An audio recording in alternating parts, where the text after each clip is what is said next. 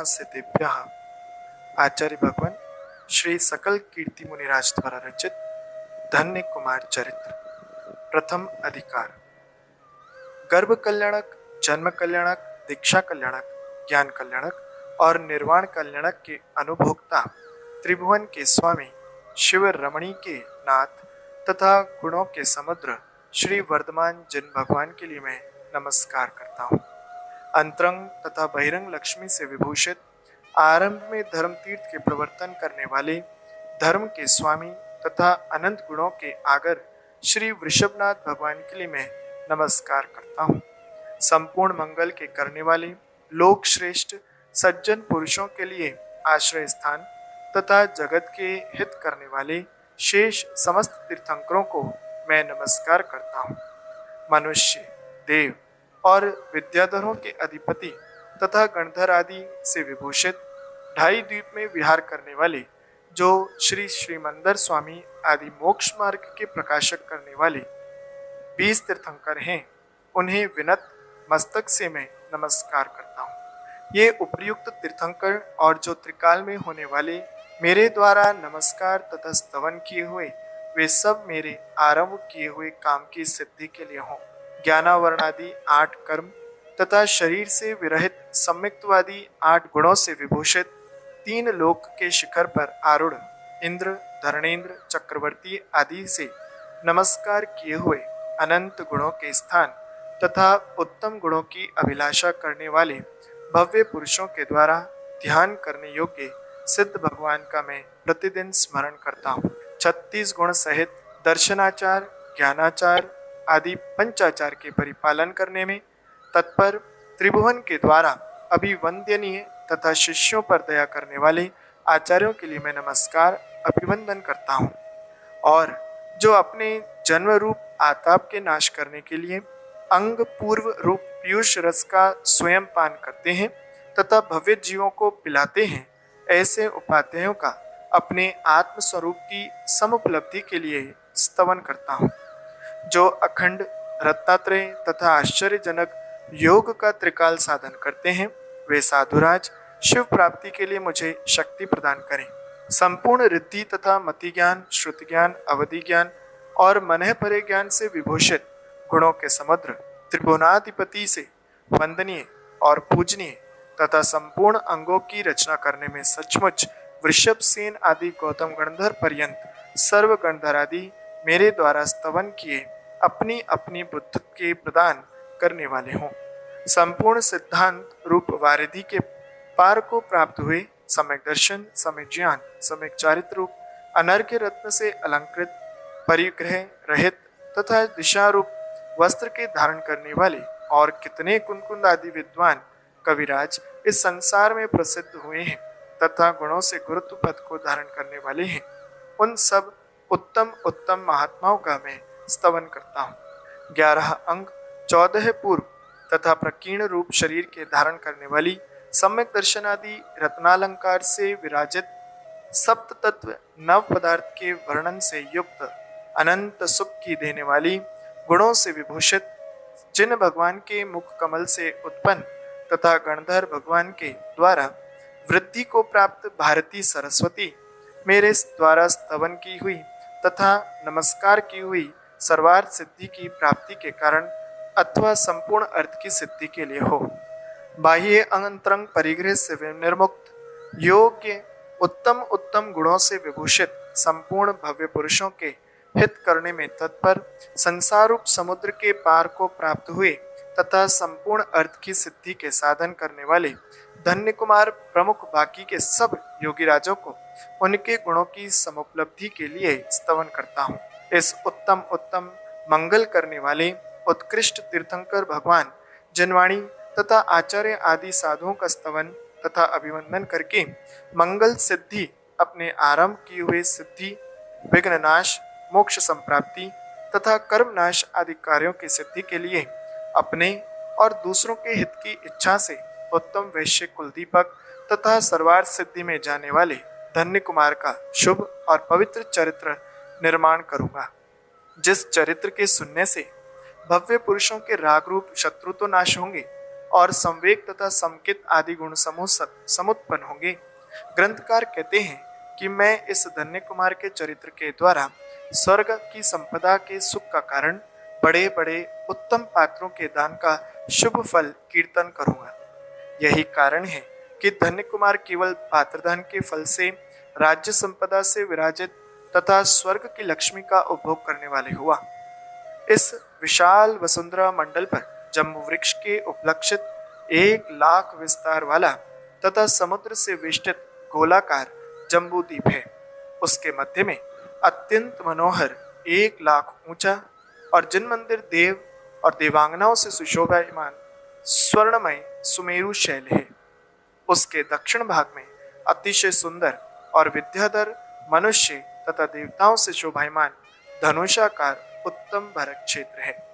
उसके ठीक बीच में अत्यंत हृदयहारी, धर्म के संपादन का कारण, विद्वान तथा उत्तम उत्तम कुल में समुत्पन्न धर्मात्मा पुरुष तथा जिन भगवान आदि से विभूषित आर्यखंड है।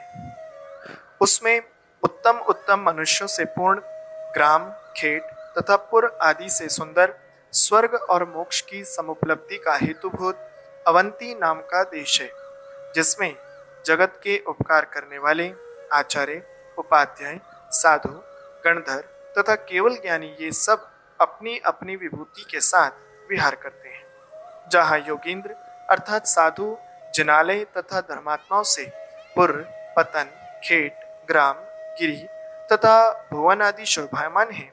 जिस देश में उत्पन्न हुए कितने बुद्धिमान पुरुष तो तपश्चरण द्वारा मोक्ष का साधन करते हैं, कितने सर्वार्थ सिद्धि का तथा कितने ग्रहविकादि के साधन करते हैं।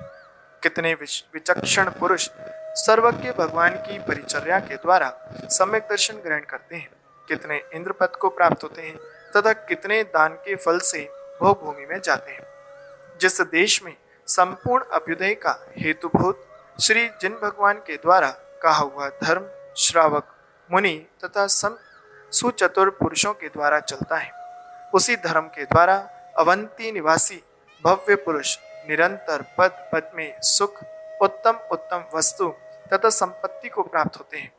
जिस देश में धर्मात्मा पुरुष अपने अनुकूल आचार तथा गुणों के द्वारा धर्म, अर्थ, काम और मोक्ष तक का साधन करते हैं, तो उस देश में और सामान्य विषय के साधन की बात हम कहाँ तक कहें।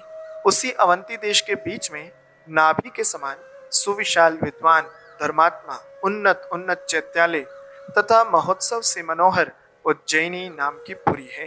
वह बड़े बड़े उन्नत गोपुर, प्राकार, खातिका और सुभटों से युक्त होने से लोक में अयोध्या के समान शत्रुओं से अलंघनीय मालूम होती है। जिस नगरी में श्रावक तथा श्राविकाओं से पूर्ण, जिन प्रतिमाओं से पूर्ण, जिन प्रतिमाओं से सुंदर, ऊंचे ऊंचे जिन मंदिर, वाद्य तथा धनवान लोगों से शोभायमान है, जिसमें धर्मात्मा पुरुष प्रातः काल ही शैया से उठकर निरंतर सामायिक स्तवन तथा ध्यान आदि से उत्तम धर्म का संपादन करते हैं और अपने गृह में तथा जिनालय में तीर्थंकर भगवान की पूजन करके मध्याह्न समय में पात्र दान के लिए गृह द्वार पर साधुओं का समावलोकन करते रहते हैं तथा दिन भर में उत्पन्न हुए पाप कर्मों के विनाश के लिए और शुभ कर्म की समुपलब्धि के लिए शुद्धि पूर्वक सामायिक तथा महामंत्र का चिंतन करते हैं। इसी प्रकार और 2 शुभाचरण व्रत तथा शील आदि पालन तथा पर्व तिथि में उपवास पूजन आदि के द्वारा उपपूर्ववासी लोग धर्म का सेवन करते हैं। पश्चात उसके फल से उन्हें इंद्रियों से उत्पन्न होने वाले सुख, भोगोपभोग संपत्ति, सुंदर स्त्रियां तथा बालक अपनी इच्छा के अनुसार प्राप्त होते हैं।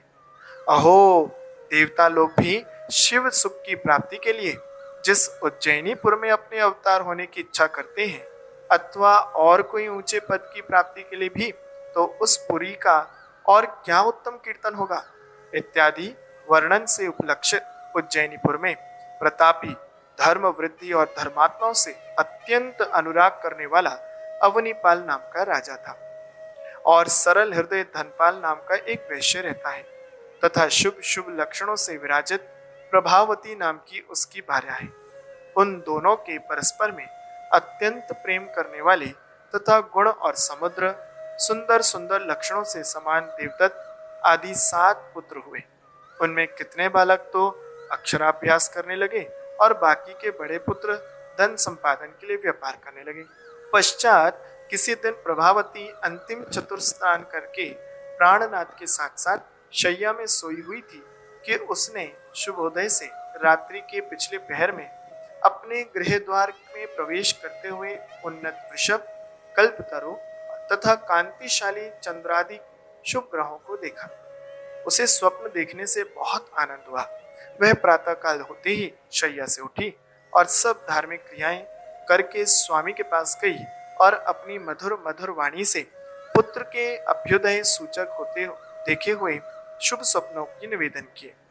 स्वप्न में सुनने से धनपाल को भी बहुत संतोष हुआ। वह कहने लगा, प्रिय, इस शुभ स्वप्नों के फल से तो मालूम होता है कि तुम्हें दानी, ऐश्वर्य का उपभोग करने वाला, उत्तम वैश्य कुल में रूप गगन मंडल में गमन करने वाला सूर्य तथा अपने सुंदर सुंदर गुण और उज्जवल सुयश के द्वारा त्रिभुवन को धवलित करने वाले महान पुत्र रत्न की समुपलब्धि होगी। प्राणनाथ के वचन से प्रभावती को ठीक वैसा ही आनंद हुआ जैसे खास पुत्र की संप्राप्ति ही होती है। इसके बाद फिर गर्भ के शुभ चिन्ह प्रकट दिखाई देने लगे और क्रम से जब 9 महीने पूर्ण हुए तब पुण्य कर्म के उदय से प्रभावती ने उत्तम दिन तथा शुभ मुहूर्त में आदि में सुख पूर्वक सुंदर कांति के धारक, तेजस्वी, शुभ लक्षण मंडित शरीर के धारक, सुभग और मनोहर रूप से सज्जित उत्तम पुत्र रत्न उत्पन्न किया। यह पुत्र वास्तव में पुण्यशाली था। अतः उसकी नाल गाड़ने के लिए जब पृथ्वी खोदी गई तब धन से भरी हुई बड़ी भारी कड़ाई निकली तथा इसी तरह जब उसके मज्जन के लिए खोदा गया तब भी पृथ्वी के भीतर से धन का भरा हुआ दूसरा भाजन निकला। धनपाल इस आश्चर्य को देखकर उसी समय राजा के पास दौड़ा गया और कहने लगा कि हे विभो, मुझे उत्तम पुत्र की प्राप्ति हुई है और साथ ही बहुत धन भी मिला है। धनपाल के वचन सुनकर महाराज अवनीपाल बोले, श्रेष्ठजन, जिस पुत्र के पुण्य से वह धन निकला है उसका मालिक भी वही पुण्यशाली है। मुझे किसी के धन की अभिलाषा नहीं है। महाराज की इस प्रकार निष्फलता से धनपाल को बहुत संतोष हुआ। वह से गृह पर आकर जिनालय में महाविभूति पूर्वक समस्त कल्याण कर्म की कारणभूत विघ्नों को नाश करने वाली जिन भगवान की महापूजा की। नाना प्रकार के दान आदि से अपने कुटुंब जनों को तथा याचक लोगों को संतोषित किया और बंधुओं के साथ साथ गीत, नृत्य, वादित्र, ध्वजा, तोरणमाला आदि महोत्सव पूर्वक पुत्र के उत्पन्न होने का उत्सव किया। और फिर 10वें दिन बहुत धन खर्च कर सर्वजन चैत्यालयों में जिनेंद्र की पूजा की तथा बंधु लोगों को और याचक लोगों को अपनी इच्छा अनुसार संतोषित किया। बंधु लोगों ने विचारा कि अहो, इसी कुलदीपक उत्तम पुत्र के उत्पन्न होने का ही तो यह फल है जो हम आज धन्य तथा कृतार्थ हुए हैं। इसी विचार से उन्होंने पुत्र का भी शुभ नाम धन्य कुमार ही रख दिया।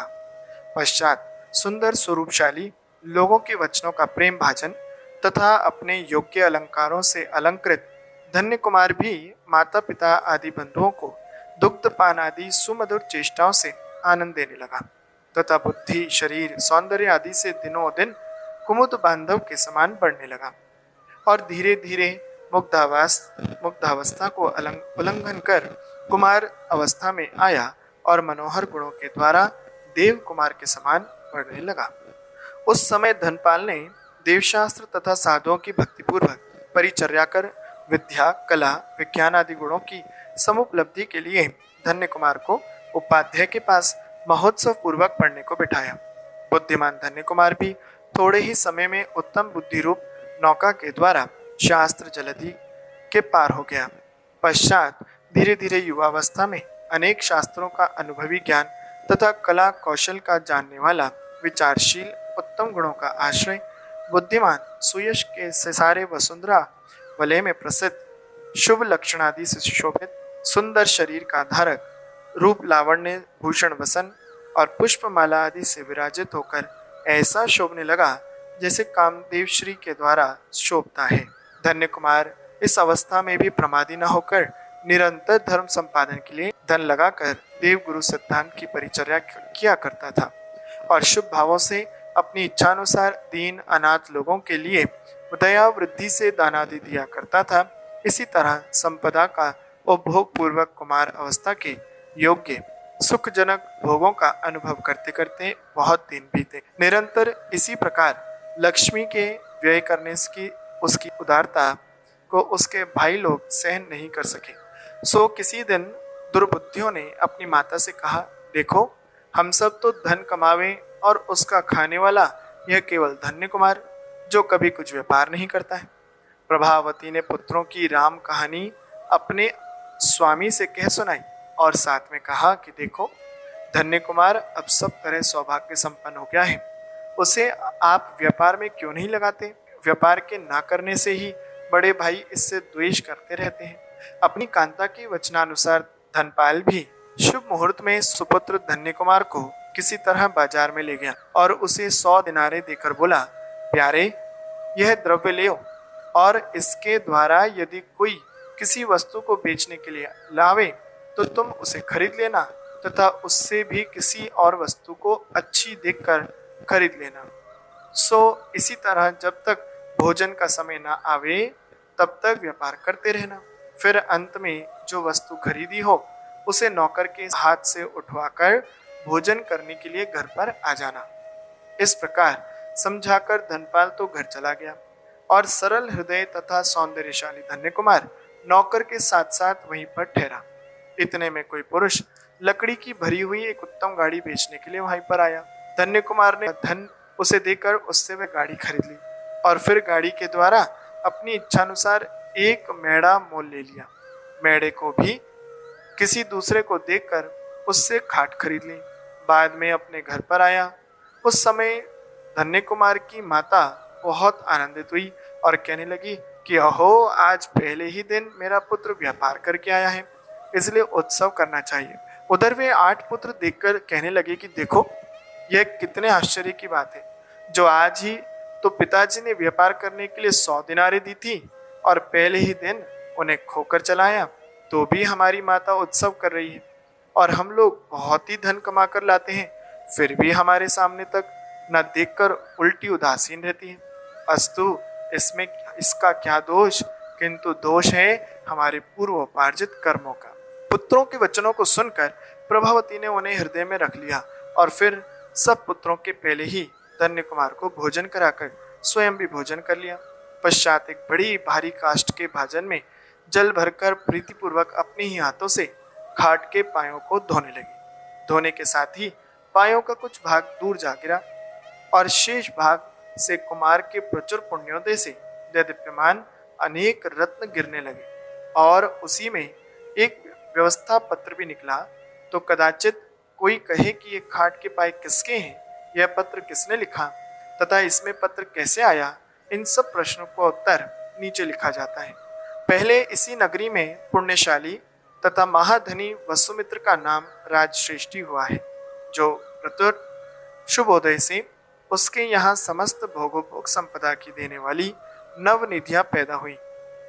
एक दिन वसुमित्र ने उपवन में आए हुए अवधि ज्ञानी मुनि से जाकर पूछा, विभो आगे ऐसा कौन पुण्य आत्मा नररत्न उत्पन्न होने वाला है जो इस नवनिधियों का स्वामी होगा?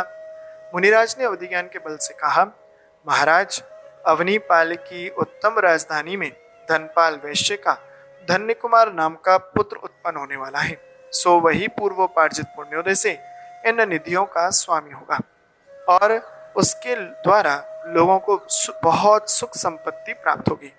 मुनिराज के वचनों को सुनकर वसुमित्र अपने घर आया और फिर मुनिराज के कथनानुसार यूं व्यवस्था पत्र लिखा। श्रीमान महामंडलेश्वर महाराज अवनीपाल के सुराज्य में वैश्य कुल का उत्तम भूषण धनी भोगी तथा पुण्यशाली जो राज धन्य कुमार होने वाला है, वही धन्यात्मा मेरे गृह में इस स्थान में से नवनिधियां स्वीकार कर सुख पूर्वक यहीं पर रहे। इस प्रकार पत्र लिखकर पत्र को उत्तम उत्तम रत्नों के साथ साथ खाट के पायों में बंद कर सुख पूर्वक रहने लगा। पश्चात सेठ तो आयु के अवसान समय में संलेखना पूर्वक प्राणों को छोड़कर शुभोदय से सुख निकेतन स्वर्ग में गया। सेठ जी का स्वर्गवास हो जाने के बाद बेचारे शेष घर के लोग भी अशुभ कर्मोदय से मरकर कितने नरक में, कितने अपने अपने कर्मों के अनुसार गतियों में गए। इनमें से जो सबसे पीछे मरा उसे जलाने के लिए खाट से शमशान भूमि में ले गए। उसी खाट को शुभोदय से धन्य कुमार ने चांडाल के हाथ से खरीदा।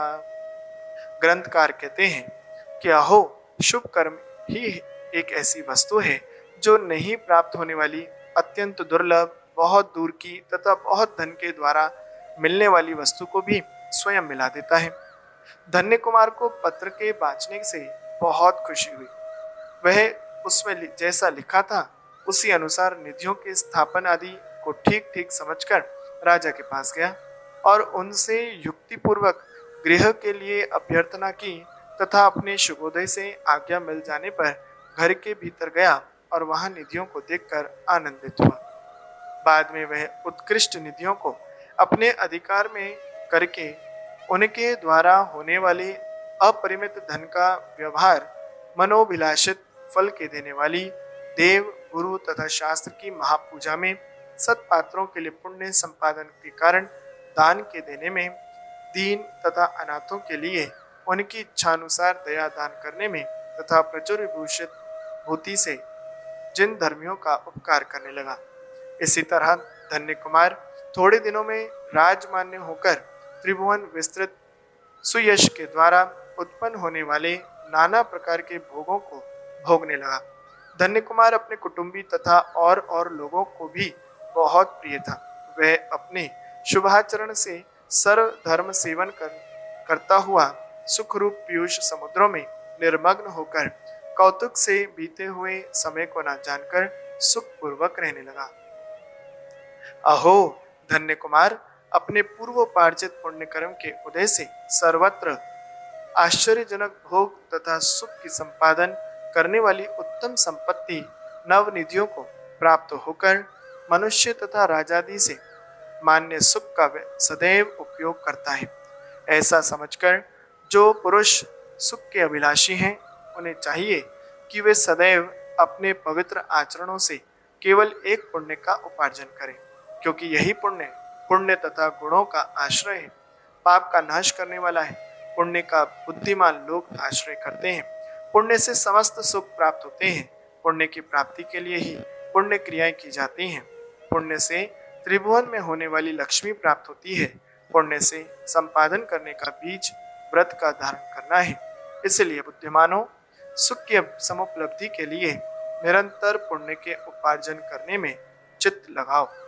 इति श्री सकल कीर्ति मुनिराज रचित धन्य कुमार चरित्र में धन्य कुमार का जन्म तथा नवनिधियों के लाभ का वर्णन करने वाला पहला अधिकार समाप्त हुआ। ओम नमः।